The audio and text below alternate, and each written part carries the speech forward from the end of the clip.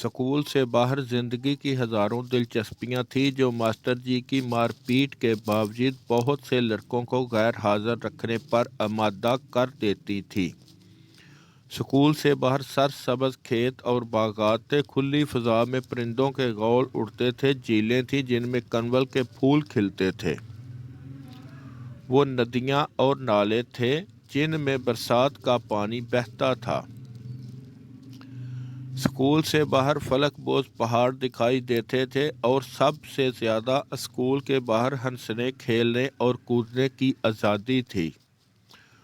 उसके मुकाबले में स्कूल एक महदूद चारदीवारी थी जिसके अंदर दो कमरे थे, उनके आगे फिर बरामदा था। कमरे के एक कोने में एक छोटा सा गड्ढा था जिसके गलीज पानी में लड़के तख्तियाँ धोया करते थे।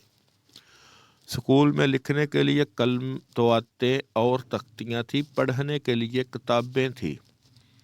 सलीम छत की कड़ियों से लेकर दरवाज़ों की मेखों तक स्कूल की हर चीज़ का मुआयना कर चुका था। दीवारों पर चंद पुराने नक्शे और बोसीदा तस्वीरें थीं और ये सब सलीम के दिल पर नक्श हो चुकी थी। वो बैठने की चटाइयों पर स्याही के डब्बों के अंदर के निशान और छत पर लकड़ी के जाले गिन चुका था। वो 3 हफ्ते के बाद स्कूल में कोई ऐसी चीज़ ना थी जो उसकी तवज्जो जज़ब कर सकती। अब स्कूल उसके लिए एक नई दुनिया ना थी बल्कि एक छोटा सा कैद खाना था। जिस कमरे में वो बैठा करता था उसकी एक खिड़की शिमाल की तरफ खुलती थी। वो उस खिड़की के करीब बैठ जाता, यहाँ से उसे बाहर के हरे भरे खेत दिखाई देते और दूर उफक पर कांगड़ के वो बुलंद पहाड़ नजर आते जिन्हें करीब जाकर देखना उसकी जिंदगी की सबसे बड़ी ख्वाहिश थी। ये खिड़की वो छोटी सी गुजरगाह थी जिसके रास्ते वो इस तंग माहौल से फरार होकर सपनों की हसीन दुनिया में पहुंच जाता।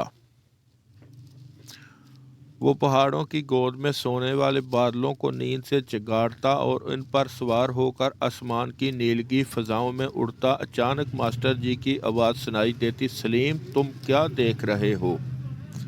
और उसकी रंगीन दुनिया दरहम बरहम हो जाती। वो चौंक कर कहता, जी कुछ नहीं, सबक याद किया तुमने? जी हाँ। अच्छा तख्ती लिखो।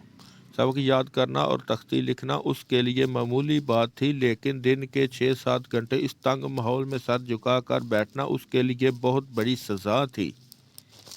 सलीम आम बच्चों से बहुत ज़्यादा ज़हीन था। 6 माह में उसने पहली जमात पास कर ली और मास्टर जी ने उसे दूसरी जमात के बच्चों के साथ बिठा दिया। इब्तदा में उसने मजीद की तरगीब पर चंद दिन गैर हाजिर रहने की कोशिश की, लेकिन सलीम मास्टर जी बड़ी जमात के लड़कों को उनके गांव भेज दिया करते थे और घर के आदमी उन्हें किसी खेत या बाग से तलाश करके स्कूल में छोड़ आया करते थे।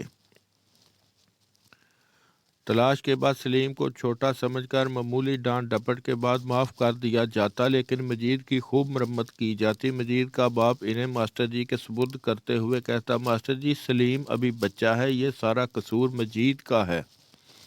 गैर हाजिर रहने के चंद नाकाम कोशिशों के बाद सलीम ने मजीद के मशवरे पर अमल करना तर्क कर दिया, जिस पर मजीद की नीयत बिगड़ती। वो गांव के दूसरे लड़कों के साथ चल पड़ता। सलीम के दाखिल होने से गांव के दूसरे लड़कों पर मजीद की हुकूमत थी। जब उसकी नीयत ख़राब होती थी तो वो उन सब को रोक लिया करता था। वो बड़ी आसानी से उनके दिलों में नहर या झील में नहाने का शौक़ पैदा कर दिया करता था और जब वो उसका साथ देने से पसो पेश करते तो वो उन्हें मार पीट कर अपनी क़यादत तस्लीम करवा लिया करता था।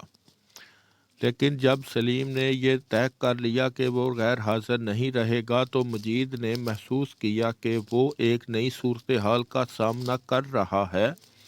सलीम को वर्गलाने में इसकी कोई तदबीर काम ना होती तो पहले दिन जब सलीम ने इसे कहा, अच्छा तुम ना जाओ मैं ज़रूर जाऊंगा, तो मजीद ने उसे रास्ते में धोबी के कुत्ते से डराने की कोशिश की।